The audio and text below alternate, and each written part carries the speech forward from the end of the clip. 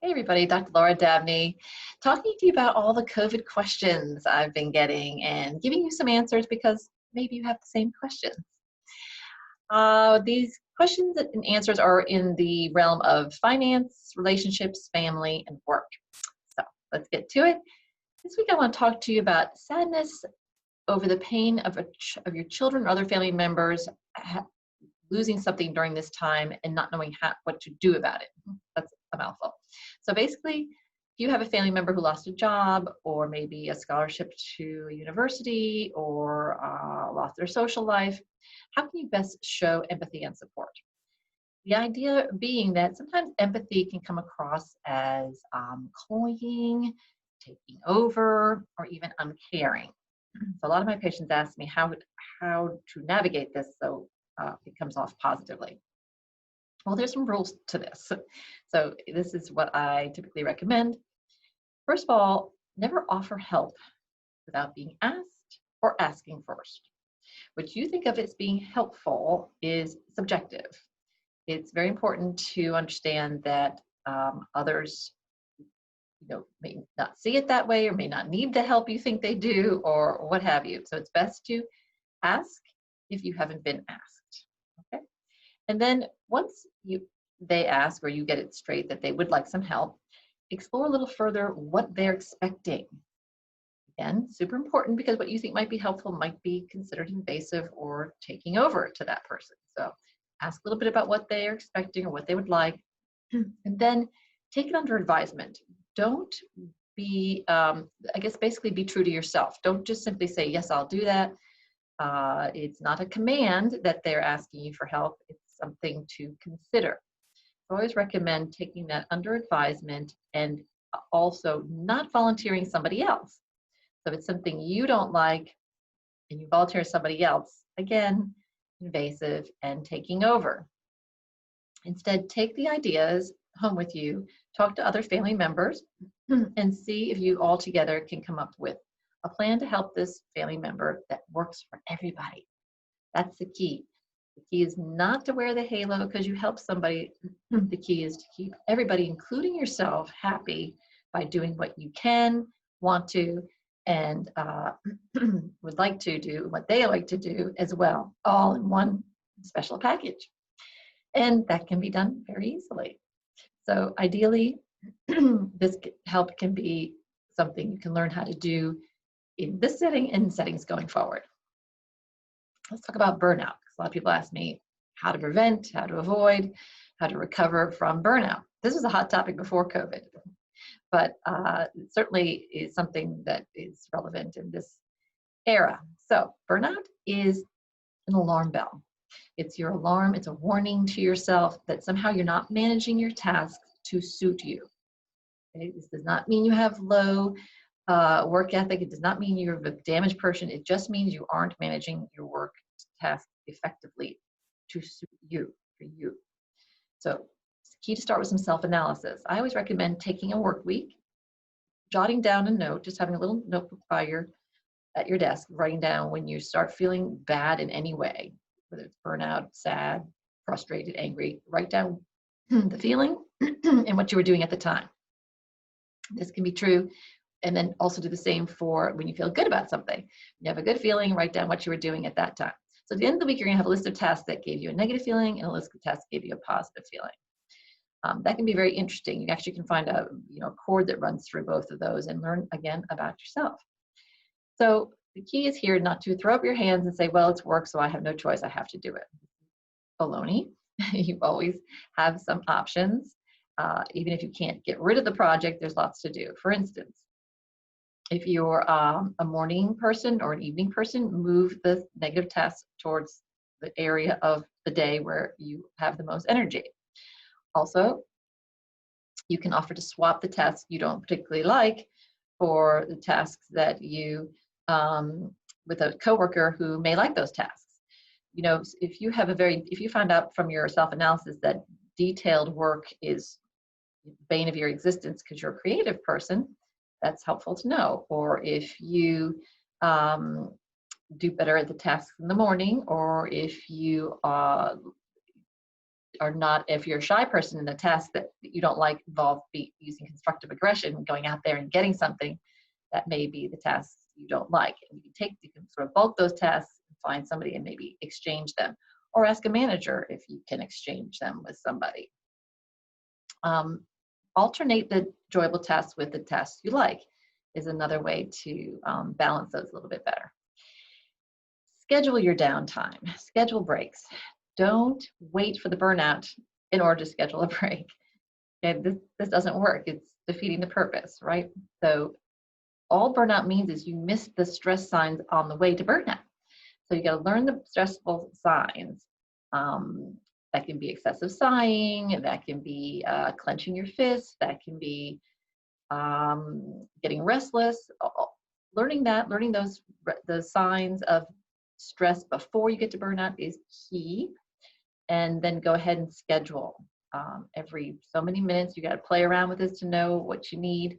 But every 15 minutes, every half an hour, doing something to take a break. So that can be, again, not throwing your hands up. Oh, I don't have scheduled breaks at work, what have you. There's lots of things, again, you can do for 5 minutes to just get off the task or take a break from that task. For instance, if you're a detailed person, you like spending time on things, but you have a lot of creative tasks to do that day, maybe bring a little crossword puzzle or some kind of a puzzle to do for 5 minutes. If you are an aesthetic or an artistic person and you're stuck with doing detailed work one morning or one day, go ahead and browse through decorator sites or an online art site just for a few minutes. That alone can be enough to get your aesthetic or your artistic juices flowing, and that may be enough to give you a break. Meditation apps, you can do, certainly you can sit at your desk and do a meditation app for a few minutes.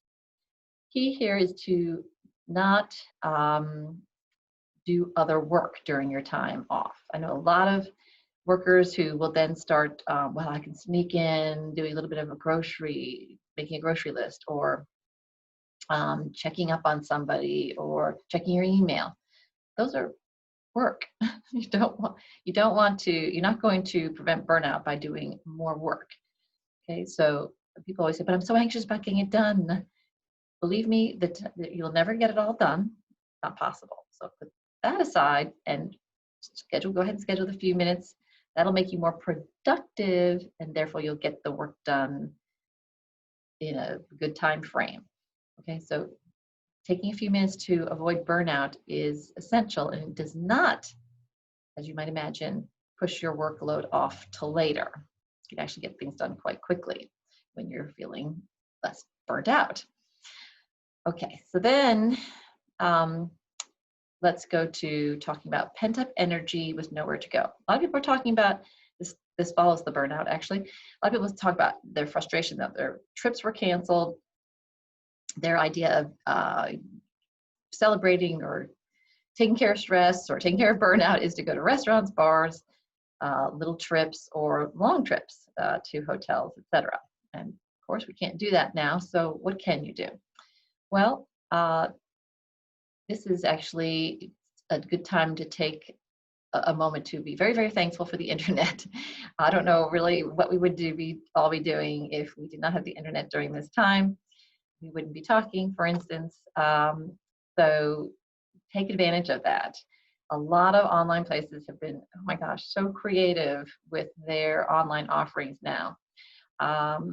It's just in the Wall Street Journal this morning, the Louisiana Modern Art Museum have exploded with their online offerings, and their memberships have gone through the roof because they're so creative. This is Louisiana Modern Art. This is in Denmark, by the way. The title is deceptive, but you can find it at louisiana.dk for Denmark, DK. Check that out. Beautiful, unbelievable tours and information, and a little store. That can be great to check out. Also, the New York City Ballet.com is another amazingly well-run site with they have all their performances up online for you to watch. I got this a tip from my daughter-in-law, who is a ballerina who can't do her classes in person. This was recommended by her teacher in New York City, and it's eye candy all the way. It's a wonderfully run site, so check that out, nycballet.com. Now, the prize for turning a bad situation around into a positive one and with creativity is the Faroe Islands. These people who depend on tourism completely actually turn their tours into digital tours in which you can control the tour guide. Yes, you heard that right. You can control the tour guide. It's like a video game, and just so much fun and so creative. And these people really deserve some kind of an award for doing this. You can find that at remote/tourism.com. That's the Faroe Islands. They are a wonderful group of people who are very flexible and creative during this time. So check that out. And lastly, our last question: how to get over the anger for those who aren't following the rules? The COVID rules, the quarantine rules, all the rules that are out there now for social distancing. What do we do with that annoyance?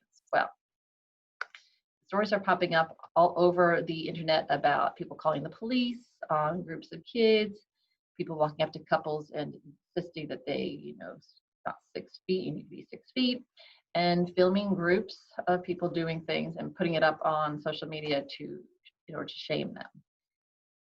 This, you might imagine, is not the way to deal with your anger over people social distancing. Nothing casts you in a bad light quite like you sticking your nose in someone else's business. And it really is very damaging to all relationships. So the key for you is to not take that anger out on these people. We all have a habit of projecting our situation onto others. It's a common psychological phenomenon. We all do. But if you're the type who then likes to act out on that, I implore you to take a few minutes to think about it first. Think about the possibilities you don't know about, such as perhaps these people who are together have already been tested and they're both negative. Okay? Or perhaps they've quarantined for weeks, and so they feel comfortable getting together in a closer setting, such as a funeral or something that's very important to them. Perhaps the group of young people are playing basketball opposed to doing something more destructive. Maybe this is the best way for them to get their energy out in a positive way. So there's so many areas that we ourselves should be working on constantly. None of us are perfect. And as all these videos show, there's areas to improve upon. So turn that into yourself, thinking of the things you need to work on and examine during this time. This precious self-analysis and self-improvement time is something you can carry with you and improve your life and those around you in the future going forward, okay? So of course, if you need any help with any of this, I am here. Please call or text 757-340-8800.